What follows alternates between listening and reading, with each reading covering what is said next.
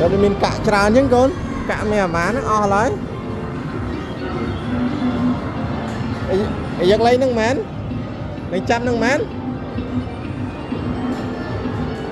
giật lên ok đặt pi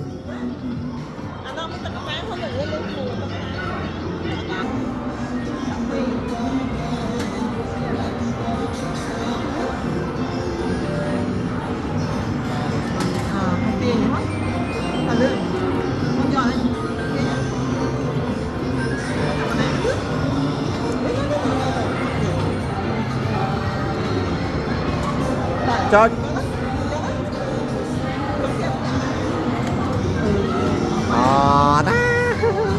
đó ai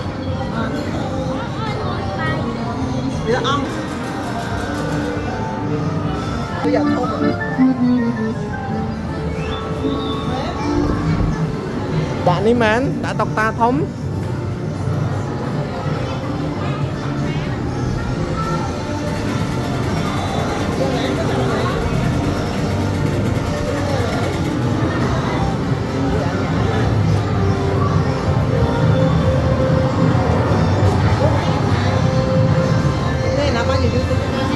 người Nam ăn trước mẹ phần này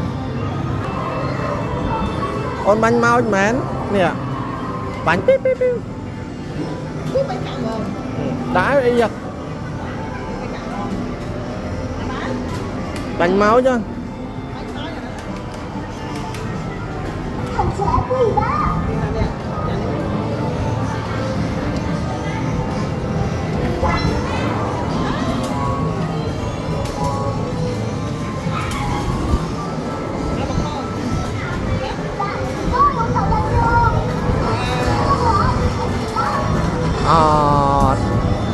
hỏi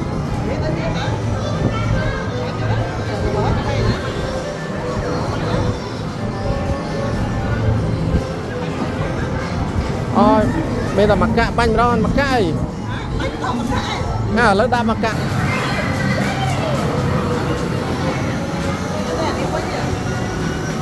em lấy nâng mén mà lấy nâng hai ăn tem mà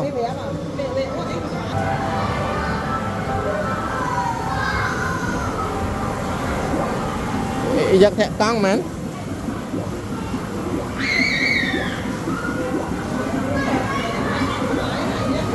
chị Lan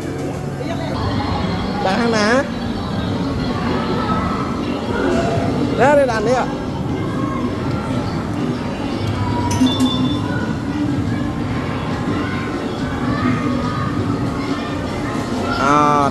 đam mới tiết bây giờ đã cạn mới tiết